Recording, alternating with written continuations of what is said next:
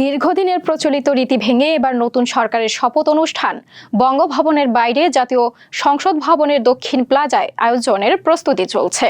মঙ্গলবার বিকেলে বিএনপির প্রধান তারেক রহমানের নেতৃত্বে নতুন মন্ত্রিসভা সেখানে শপথ নেবে বলে সংশ্লিষ্ট সূত্র জানিয়েছে। এর আগে একই দিনে সকালে দক্ষিণ প্লাজায় নবনির্বাচিত সংসদ সদস্যদের শপথ গ্রহণ অনুষ্ঠিত হবে। সংবিধান অনুযায়ী গেজেট প্রকাশের 3 দিনের মধ্যে সদস্যদের শপথ নেয়ার বিধান রয়েছে। শুক্রবার রাতে 297 আসনে গেজেট প্রকাশ করেছে নির্বাচন কমিশন। সংসদ সচিবালয় সূত্র জানায়, শপথ অনুষ্ঠানে আনুষ্ঠানিক প্রস্তুতি শুরু হয়েছে। তবে রাষ্ট্রপতি শপথ পড়াবেন কিনা এ বিষয়ে এখনো আনুষ্ঠানিক ঘোষণা আসেনি। এতদিন সরকার প্রধান ও মন্ত্রিসভার শপথ বঙ্গভবনেই অনুষ্ঠিত হয়ে আসছিল। ত্রয়োদশ জাতীয় সংসদ নির্বাচনে বিএনপি 200-র অধিক আসন পেয়ে নিরঙ্কুশ সংখ্যাগরিষ্ঠতা অর্জন করেছে।